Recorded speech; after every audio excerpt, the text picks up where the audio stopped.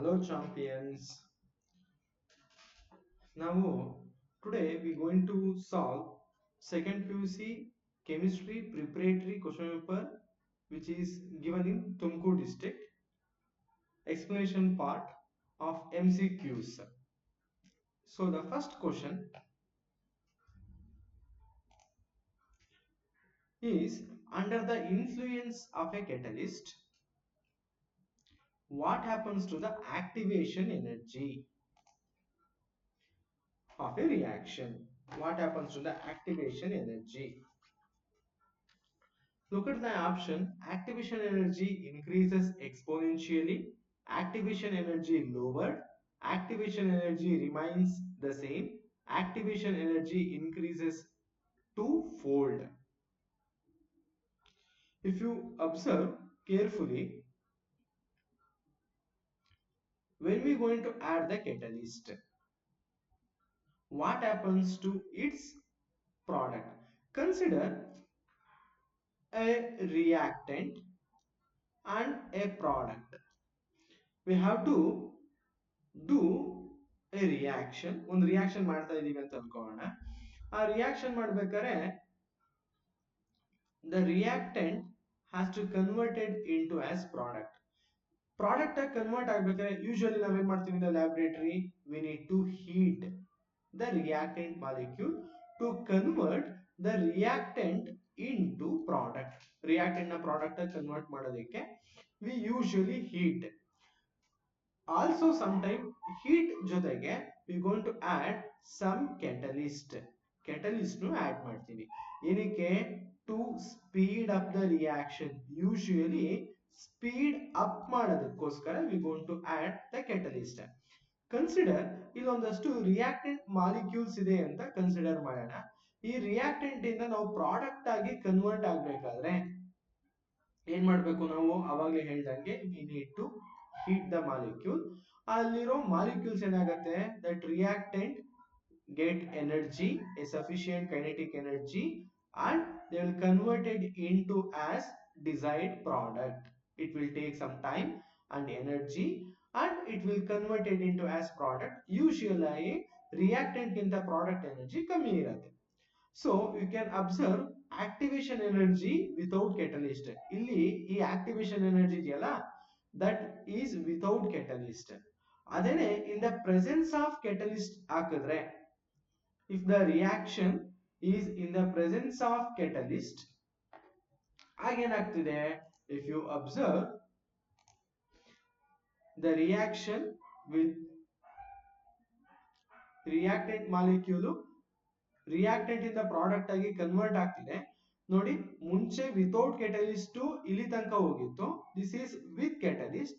ಇಲ್ಲಿಂದ ಇಲ್ಲಿಗೆ ಇಷ್ಟು ಎನರ್ಜಿ ಏನಾಗ್ತಿದೆ? That will save energy, save ಆಗ್ತಿದೆ, ಟೈಮ್ ಸೇವ್ ಆಗ್ತಿದೆ. So the catalyst will play an important role, will save time, energy, everything. So the correct answer for the question is activation energy is lower. By looking at the graph also and by doing some experiment also we come to know that. And the next question, the concentration term depend on temperature. ಈ ತರ ಇದ್ದಾಗ question ನಾವು ತುಂಬಾ careful ಆಗಿ observe ಮಾಡಬೇಕು. ಯಾಕಪ್ಪ ಅಂದ್ರೆ sometime they may ask you temperature independent ಅಂತನಾರು ಕೇಳ್ಬೋದು, ಅಥವಾ ಟೆಂಪರೇಚರ್ ಡಿಪೆಂಡೆಂಟ್ ಅಂತನಾರು ಕೇಳ್ಬೋದು ಕ್ವಶನ್ ನ. ಹಾಗಾಗಿ ಈ ತರ ಕ್ವಶನ್ಸ್ ನ we should be very careful while answering, while marking an answer in the examination. Okay, so ಇಲ್ಲಿ ಅವ್ರು ಏನ್ ಕೇಳ್ತಿದ್ದಾರೆ ಅಂದ್ರೆ, ಟೆಂಪರೇಚರ್ ಡಿಪೆಂಡೆಂಟ್ ಯಾವ್ದಿದೆ? ಯೂಶುವಲ್ ಆಗಿ ನಾವು ಕಾನ್ಸಂಟ್ರೇಷನ್ ಯಾವ್ದ್ರಲ್ಲಿ ಎಕ್ಸ್ಪ್ರೆಸ್ ಮಾಡ್ತೀವಿ? ಒಂದು ಮೋಲ್ ಫ್ರಾಕ್ಷನ್ ಅಲ್ಲಿ ಎಕ್ಸ್ಪ್ರೆಸ್ ಮಾಡ್ತೀವಿ, ಮೊಲಾರಿಟಿ ನಲ್ಲಿ ಎಕ್ಸ್ಪ್ರೆಸ್ ಮಾಡ್ತೀವಿ, ಮೊಲಾಲಿಟಿ ಅಂಡ್ ಮೊಲಾರಿಟಿಲಿ ಎಕ್ಸ್ಪ್ರೆಸ್ ಮಾಡ್ತೀವಿ. ಅದ್ ಬಿಟ್ರೆ ಇನ್ನ ಜೊತೆಗೆ ಇನ್ನೊಂದು ಮಾಸ್ ಪರ್ಸೆಂಟೇಜ್ ಅಲ್ಲೂ ಕೂಡ ಎಕ್ಸ್ಪ್ರೆಸ್ ಮಾಡ್ತೀವಿ ಕಾನ್ಸಂಟ್ರೇಷನ್ ನ. ಸೊ ppm ಅನ್ನೋದು ಕೂಡ ಒಂದು ಕಾನ್ಸಂಟ್ರೇಷನ್ ಎಕ್ಸ್ಪ್ರೆಸ್ ಮಾಡ್ತೀವಿ, ದಟ್ ಈಸ್ 10⁻⁻⁶. ಮಿಲಿಯನ್ ಅಲ್ಲಿ ಒಂದ್ ಪಾರ್ಟ್ ಎಷ್ಟು ಅಂತ ಕ್ಯಾಲ್ಕುಲೇಟ್ ಮಾಡೋದನ್ನ ನಾವು ppm ಅಂತ ಹೇಳ್ತೀವಿ. ಅವ್ರ ಕ್ವಶನ್ ಕೇಳ್ತಿರೋದೇನು? Concentration dependent on the temperature, temperature ಮೇಲೆ ಡಿಪೆಂಡ್ ಆಗಿರ್ಬೇಕು. ಅಂದ್ರೆ ಟೆಂಪರೇಚರ್ ಜಾಸ್ತಿ ಆದ್ರೆ ಅಥವಾ ಟೆಂಪರೇಚರ್ ಕಮ್ಮಿ ಆದ್ರೆ ಅವ್ರ ಕಾನ್ಸಂಟ್ರೇಷನ್ ವೇರಿ ಆಗಬೇಕು. ಸೊ ಅದು ಗೊತ್ತಾಗ್ಬೇಕಾದ್ರೆ we should know the formula of mole fraction, molality and molarity. So mole fraction ಅಂದ್ರೆ ಏನ್ ಹೇಳ್ತೀವಿ? Mole fraction of A is Na is equal to Na by Na plus Nb. ಅದೇ ತರ mole fraction of solvent ಅಂತ ಕೇಳಿದ್ರೆ Nb by Na plus Nb. So this is the mole fraction.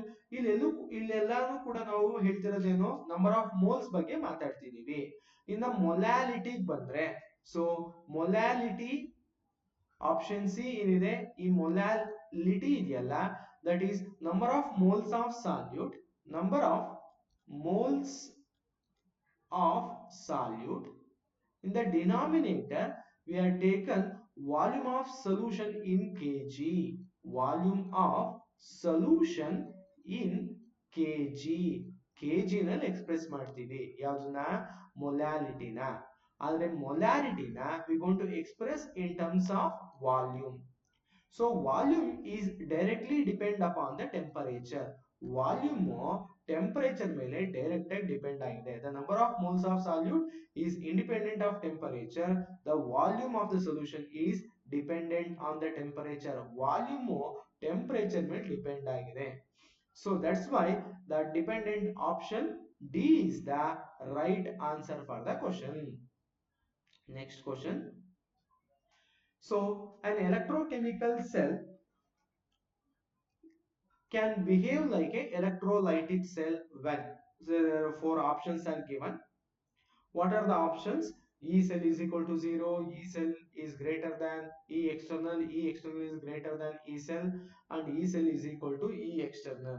First we should understand what is electrochemical cell ಅಂದ್ರೆ ಏನು ಅಂತ first ಗೊತ್ತಿರಬೇಕು. electrochemical cell, electrolytic cell ಅಂದ್ರೆ first basic definition ಗೊತ್ತಿದ್ರೆ then we can easily answer. electrochemical cell ಅಂದ್ರೆ that is a electrochemical cell will ಏನಾಗುತ್ತೆ, a chemical energy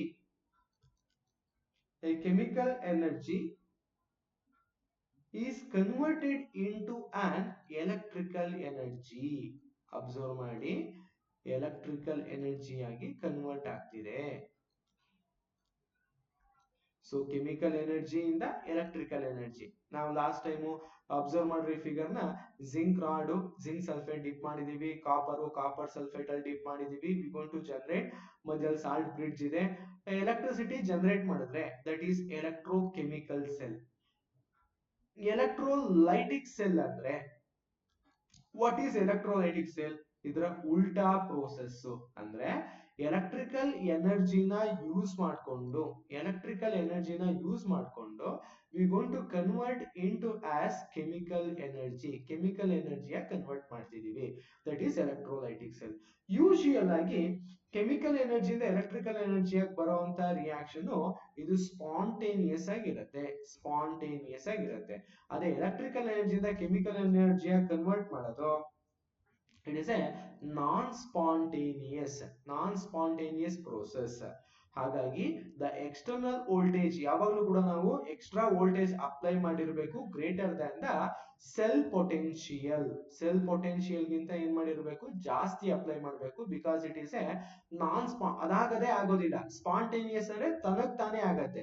ಈಗ ನಾವು ಒಂದ್ ಬೀಕರ್ ಅಲ್ಲಿ ಜಿಂಕ್ ಸಲ್ಫೇಟ್ ಮತ್ತೆ ಜಿಂಕ್ ಇಟ್ಟಿದ್ವಿ, ಅಲ್ಲಿ ಆಟೋಮೆಟಿಕ್ ಆಗಿ ಎಲೆಕ್ಟ್ರಾನ್ ಟ್ರಾನ್ಸ್ಫರ್ ಆಗ್ತಾನೆ ಇರುತ್ತೆ. So once the circuit is completed the flow of charges is continues. ಅದಕ್ಕೆ ನಾವು ಯಾವುದೇ ಆದಂತ ಎಕ್ಸ್ಟರ್ನಲ್ ಸಪ್ಲೈ ಬೇಕಾಗೋದಿಲ್ಲ. ಅದೇ ನಮ್ಗೆ ಎಲೆಕ್ಟ್ರಿಕಲ್ ಎನರ್ಜಿ ಕೆಮಿಕಲ್ ಎನರ್ಜಿಯಾಗಿ ಕನ್ವರ್ಟ್ ಆಗ್ಬೇಕಾದ್ರೆ we need to do some supply some electrical energy. That's why applied electrical potential is greater than E cell. So answer is option 3. Next question is Van 't Hoff factor of aqueous solution of XYZ are 1.0, 0.8 and 2.5. Hence their boiling point they are given some 4 option. Boiling point ಕೊಟ್ಟಿದ್ದಾರೆ, freezing point ಕೊಟ್ಟಿದ್ದಾರೆ, osmotic pressure ಕೊಟ್ಟಿದ್ದಾರೆ, vapour pressure ಕೊಟ್ಟಿದ್ದಾರೆ. So almost colligative property ಎಲ್ಲಾನು ಕೊಟ್ಟಿದ್ದಾರೆ. Relative lowering of vapour pressure, boiling point, freezing point ಎಲ್ಲಾನು ಕೂಡ. So first we will see one by one. ಏನಿದೆ that boiling point usually we going to express delta TB, elevation in boiling point ಅಂತ ಹೇಳ್ತೀವಿ. That is directly proportional to the Van't Hoff factor I ಅಂತ ಹೇಳ್ತೀವಿ. So ಇದ್ರ meaning ಏನು? I ಜಾಸ್ತಿ ಆದ್ರೆ, Van't Hoff factor ಜಾಸ್ತಿ ಆದ್ರೆ ಬಾಯ್ಲಿಂಗ್ ಪಾಯಿಂಟ್ ಜಾಸ್ತಿ ಆಗ್ತಾ ಇದೆ. ಅರ್ಥ ಮಾಡ್ಕೊಳ್ಳಿ. There is a direct relationship with respect to boiling point. Elevation in boiling point is directly related to the Van't Hoff factor. Van't Hoff factor ಜಾಸ್ತಿ ಆಗ್ತಿದ್ರೆ ಬಾಯ್ಲಿಂಗ್ ಪಾಯಿಂಟ್ ಜಾಸ್ತಿ ಆಗುತ್ತೆ. So if you observe there are three solution, x, y, z ಕೊಟ್ಟಿದ್ದಾರೆ. x ಎಷ್ಟಿದೆ value? x ದು 1.0, y ದು 0.8, z ದು 2.5. So ಇರೋದ್ರಲ್ಲಿ ಯಾವ್ದು ಹೈಯೆಸ್ಟ್ ಇದೆ? Z ದು ಹೈಯೆಸ್ಟ್ ಇದೆ. ಇಟ್ ಈಸ್ ಹ್ಯಾವಿಂಗ್ ಜಾಸ್ತಿ ಇದೆ Van't Hoff factor. ಅದಾದ್ಮೇಲೆ ನೆಕ್ಸ್ಟ್ ಯಾವ್ದಿದೆ? x ಇದೆ. ಅದಾದ್ಮೇಲೆ ಯಾವ್ದಿದೆ? y ಇದೆ. ಸೊ ಫಸ್ಟ್ Z, ಆಮೇಲೆ x, ಆಮೇಲೆ y. ಆತರ ಆಪ್ಷನ್ ಇದೆಯಾ ಬಾಯ್ಲಿಂಗ್ ಪಾಯಿಂಟ್ ಅಲ್ಲಿ? ಇಲ್ಲ. ಸೊ ಆಪ್ಷನ್ ಎ ರಾಂಗ್ ಆಗತ್ತೆ. ಆಪ್ಷನ್ ಬಿ ಫ್ರೀಸಿಂಗ್ ಪಾಯಿಂಟ್ ನೋಡೋಣ.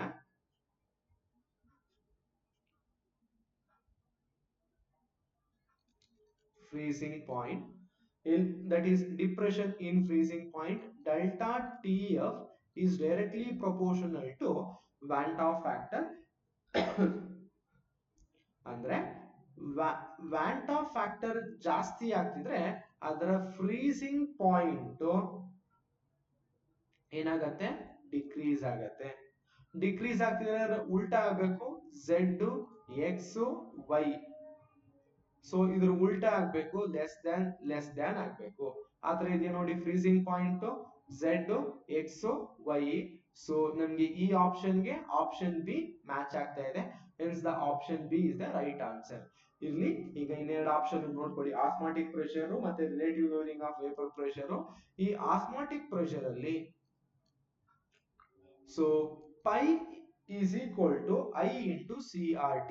We know the formula I into CRT. That means that is also directly relationship. I ಜಾಸ್ತಿ ಆದ್ರೆ ಆಸ್ಮಾಟಿಕ್ ಪ್ರೆಷರ್ ಕೂಡ ಜಾಸ್ತಿ ಆಗತ್ತೆ. Osmotic pressure is also increases. ಆಗ ಏನಾಗತ್ತೆ? Z, X, Y. Z ಜಾಸ್ತಿ ಆದ್ರೆ then X, then Y. ಆತರ ಇದೆ ಆಸ್ಮಾಟಿಕ್ ಪ್ರೆಷರ್. ಅಲ್ಲೆಲ್ಲ ಆಪ್ಷನ್ ಅಲ್ಲಿ ಏನ್ ಕೊಟ್ಟಿದ್ದಾರೆ? ಈಕ್ವಲ್ಸ್ ಕೊಟ್ಟಿದ್ದಾರೆ. Hence it is also wrong option. And the next one is relative lowering of vapor pressure. ಏನಾಗ್ತದೆ? That vapor pressure is inversely proportional to the Van't Hoff factor. Inversely proportional ಆಗ್ತಿದೆ. ಹಾಗಾಗಿ ಏನಾಗತ್ತೆ?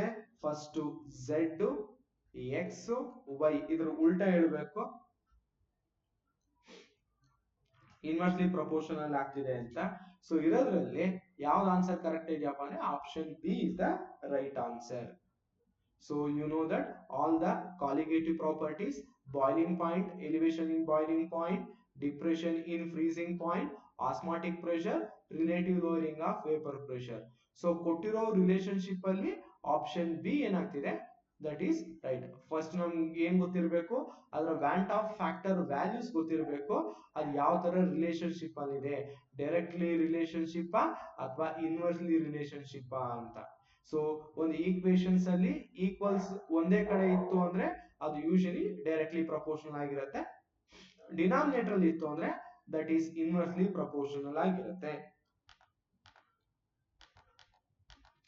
Okay, let's see next question.